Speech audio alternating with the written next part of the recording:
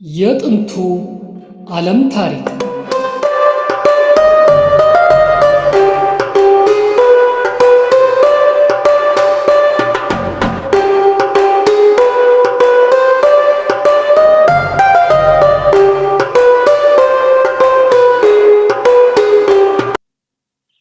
የታሪክ ሚዲያ ላይ ተዘጋጅቶ የቀረበ ዶክመንተሪ ትረካ።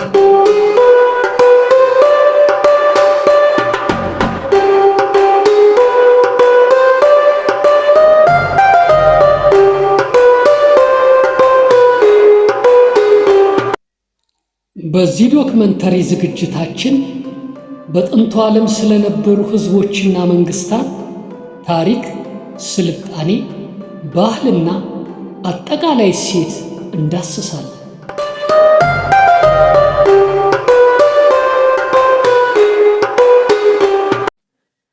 የጥንቱ ዓለም ታሪክ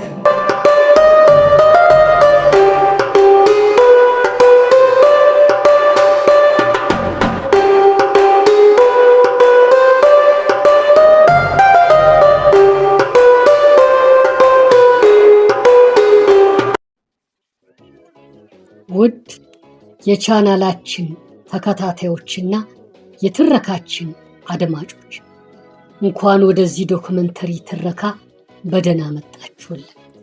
ዛሬ በክፍል 3 ትረካችን ጥንታዊት ኢየሩሳሌም ከግሪኩ ንጉሥ ታላቁ እስክንድር በሮማውያን እስከተደመሰሰችበት 70 ዓመተ ምህረት ድረስ ያሳለፈቻቸውን ታሪኮች እናዳምጣለን። እናንተም እንደ ሁሉ ጊዜው ሙሉ ትረካችንን በትኩረት እንድትከታተሉልን በአክብሮት እንጠይቃችኋለን። ሰብስክራይብ ያላደረጋችሁ ካላችሁ የደወሏን ምልክት እየተጫናችሁ ሰብስክራይብ እንድታደርጉልን፣ የላይክ ምልክቷንም እየተጫናችሁ ላይክ እንድታደርጉልን፣ የሼር ምልክቷን ተጭናችሁ ለሌሎች እንድታዳርሱልን፣ የኮሜንት ምልክቷን እየተጫናችሁ ሐሳብ አስተያየታችሁን እንድትለግሱን በትህትና እየጠየቅን አሁን ወደ ክፍል 3 ትረካ እናመራለን።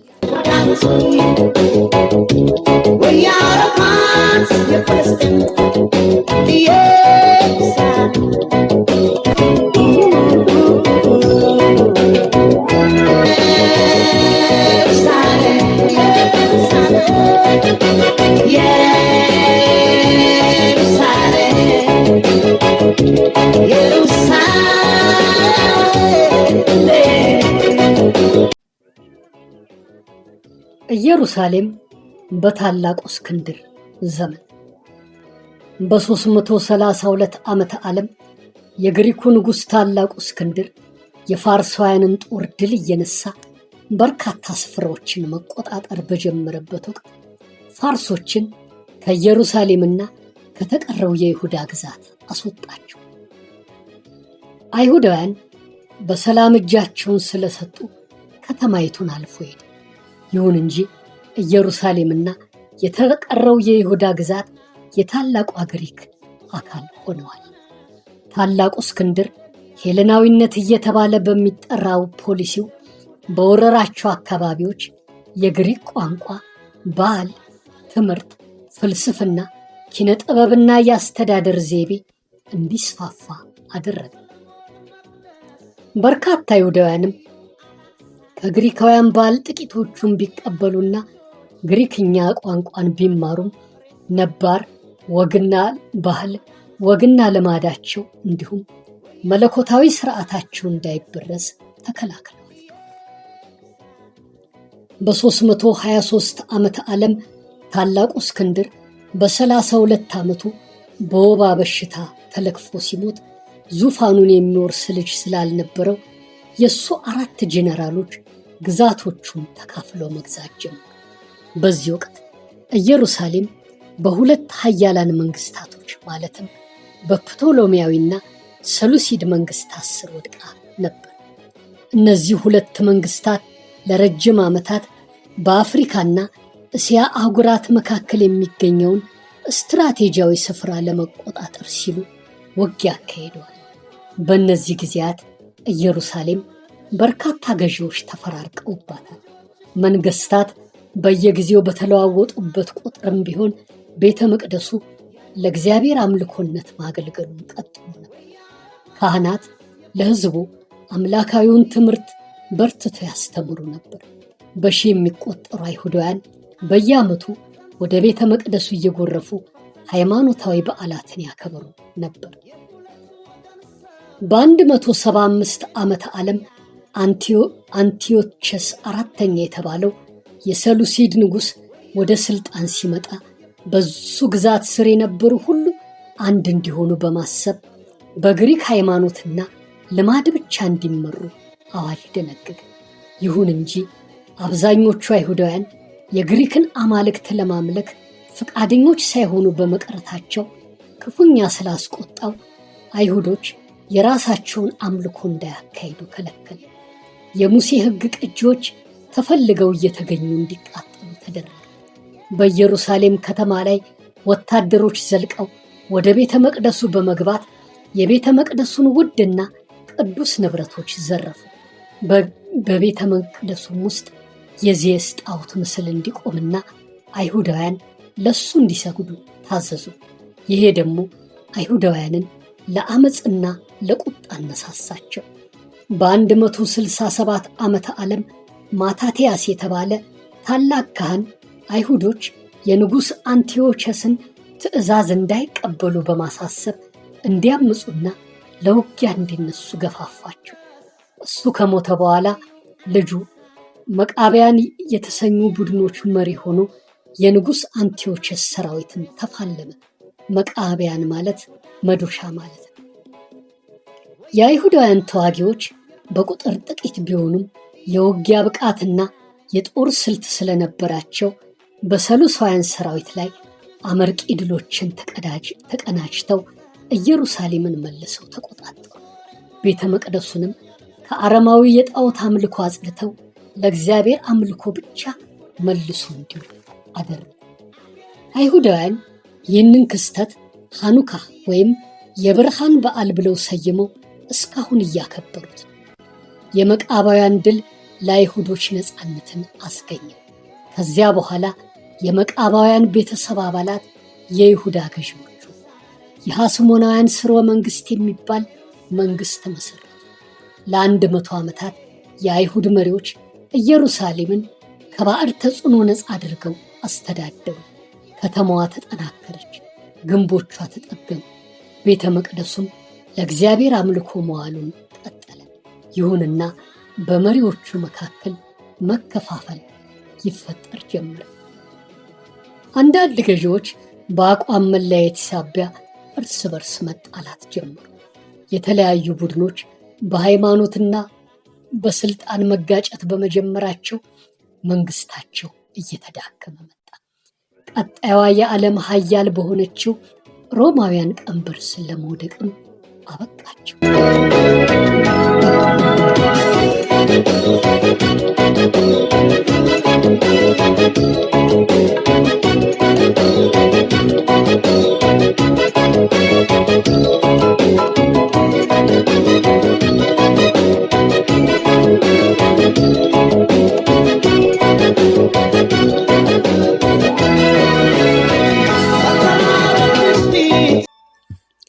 ኢየሩሳሌም በሮማውያን ቀንበር ስር። በ63 ዓመተ ዓለም የሮማው ጄኔራል ፖምፔ ኢየሩሳሌምንና የይሁዳን ግዛቶች ተቆጣጠረ።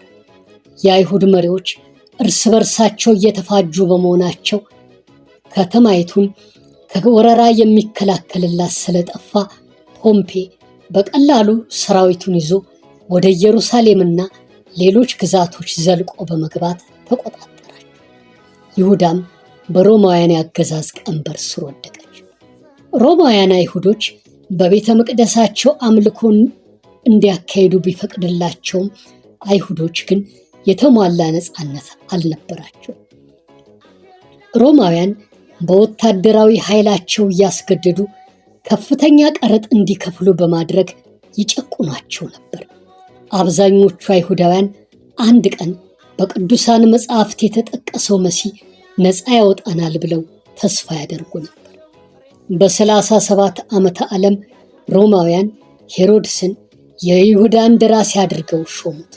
ሄሮድስ በጣም የሰለጠነ የሥራ ሰው ስለነበር ከተሞችን፣ ጠንካራ ምሽጎችንና በኢየሩሳሌም ታላላቅ የፕሮጀክት ግንባታዎችን ገነባ።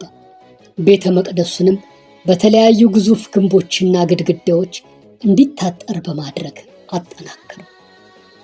ከነዚህ ጥንታዊ ግንቦች አንዱ ምዕራባዊ ግንብ ተብሎ የሚጠራው ጥንታዊ ግንብ እንደ ፀሐይ በሚያንጸባርቁ ነጭ ግድግዳዎችና ከሩቅ በሚያንጸባርቁ ወርቆች በማንቆጥቆጥ ቤተ መቅደሱ ይበልጥ ማራኪ እንዲሆን አደረገው። ከአይሁዶች በተጨማሪ ከተለያዩ አገራት የሚመጡ አሕዛብ በቤተ መቅደሱ አምልኮ ስፍራ እየተገኙ አምልኮታቸውን ያካሂዱ ነበር። ሄሮድስ መጠነ ሰፊ ግንባታዎችን ቢያካሄድም አይሁዶች ግን ይጠሉት ነበር። ሕዝቡን በጭቆና ስለሚገዛና ለስልጣን ያሰጉኛል ያላቸውን ግለሰቦች ከራሱ የሥጋ ዘመዶች ውስጥ ያሉትንም ሳይቀር ያለ ርኅራኄ ይገድል ነበር።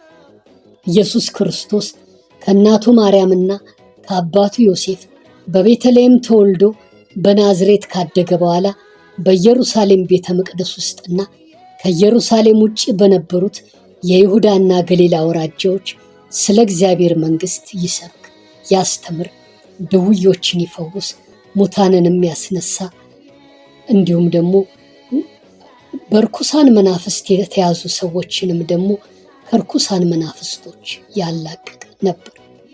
በዚህ የተነሳ ብዙ ሰዎች በኢየሱስ ክርስቶስ አመኑ። በዚህ የበሸቁት እንደ ፈሪሳውያንና ሰዱቃውያን ያሉ የአይሁድ ሃይማኖታዊ መሪዎች በቅናት ተነሳስተው በሐሰት በመክሰስና ሮማውያንም በማሳመን በመከራ እንጨት ወይም ደግሞ በመስቀል ላይ ተሰቅሎ እንዲሞት አደረገ። ይሁንና ክርስቶስ በተገደለ በሦስተኛው ቀን ሞትን ድል አድርጎ ተነሳው። እግዚአብሔር አባቱም ከሞት አስነሳው።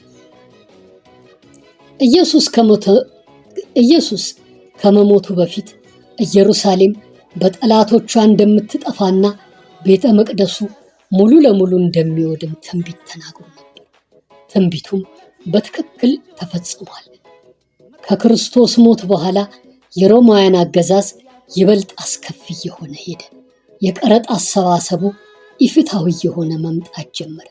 ይህም በርካታ አይሁዳውያንን ማስከፋትና ማስቆጣት በመጀመሩ ለአመፅ ተነሳስተው ከሮማውያን ወታደሮች ጋር መጋጨት ሲጀምሩ ውጥረቱ እየተባባሰ መጣ።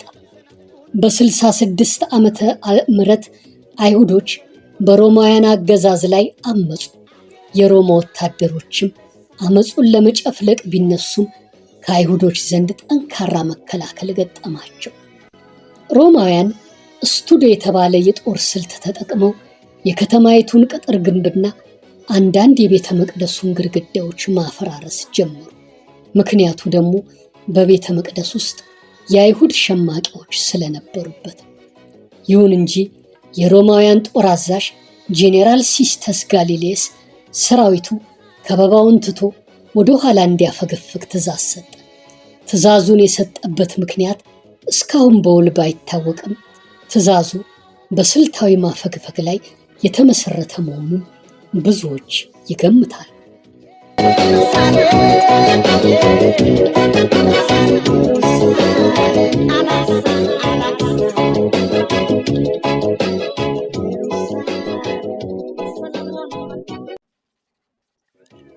አይሁዶችም ሮማውያንን ድል እንደነሱ ተሰምቷቸው ፈነጠሱ።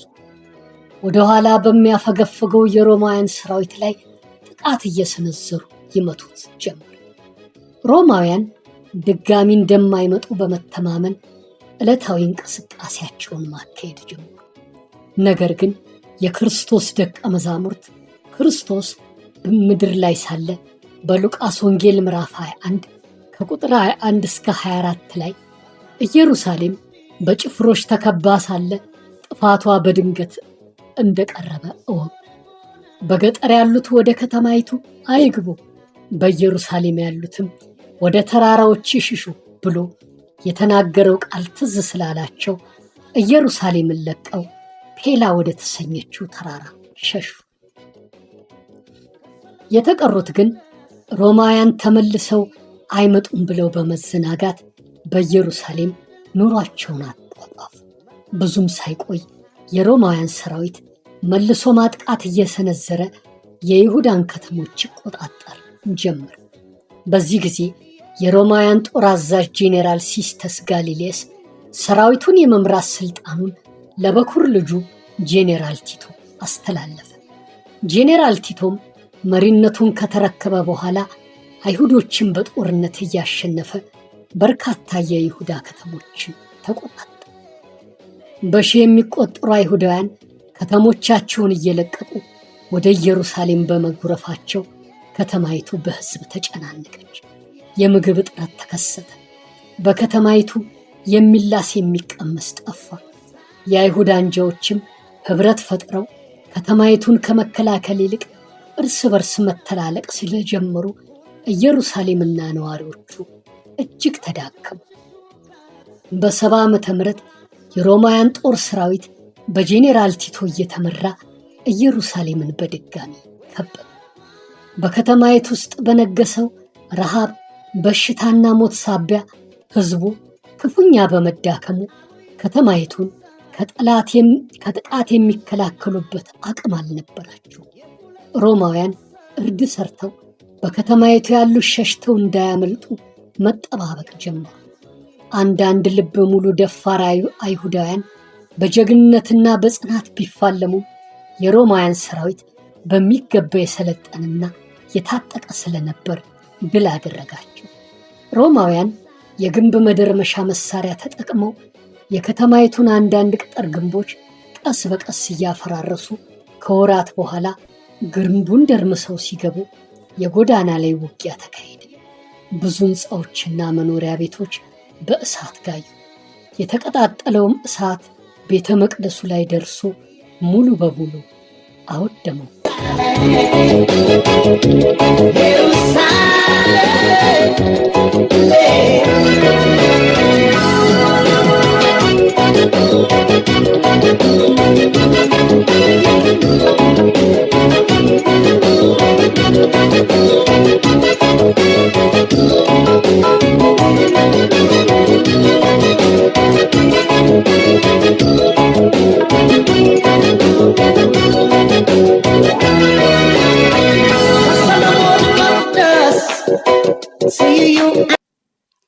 አንዳንድ የሮማ ወታደሮችና መኮንኖች ቤተ መቅደሱን ከውድመት ሊታደጉት ቢሞክሩም ጥረታቸው ሳይሳካ ከሽፎ ቤተ መቅደሱ ሙሉ ለሙሉ ወደመ።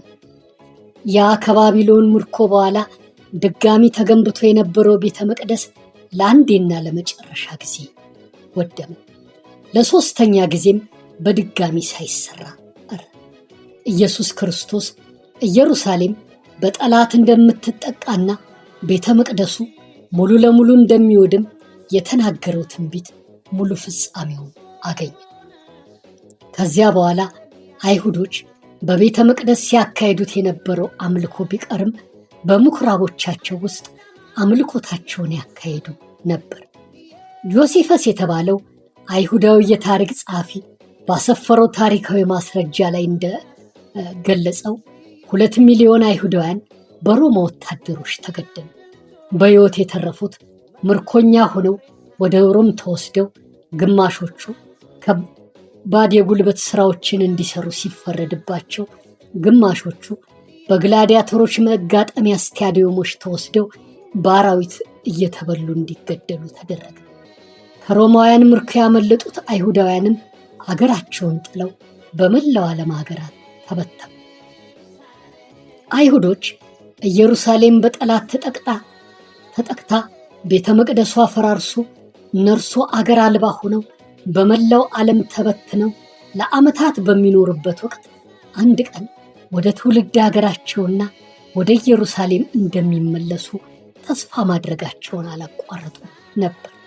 አንድ ቀን በሰው ሀገር መጻተኛና ስደተኛ መሆናቸው አብቅቶ ነፃ እንደሚወጡና ሀገራቸው እንደሚገቡ የእስራኤል ነፃ መንግስትም ተመልሶ እንደሚቋቋም ተስፋ እያደረጉ በሺህ ለሚቆጠሩ ዓመታት በእምነት በትዕግስት በጉጉትና በናፍቆት ሲጠባበቁ ኖረዋል።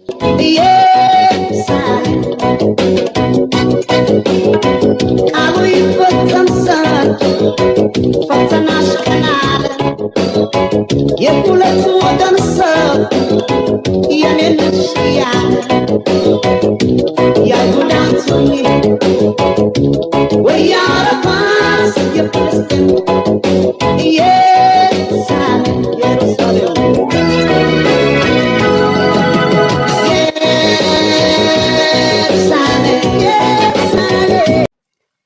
የጥንታዊት ኢየሩሳሌም ክፍል 3 ትረካ በዚሁ ተጠናቋል። በቀጣይ ክፍል 4 እና የመጨረሻውን ትረካ ይዘን እንቀርባለን። እናንተም ሙሉ ትረካችንን ስላዳመጣችሁና ስለተከታተላችሁልን እያመሰገንን በቀጣይ ክፍል 4 ትረካ እስከምንገናኝ ደህና ሁኑልን።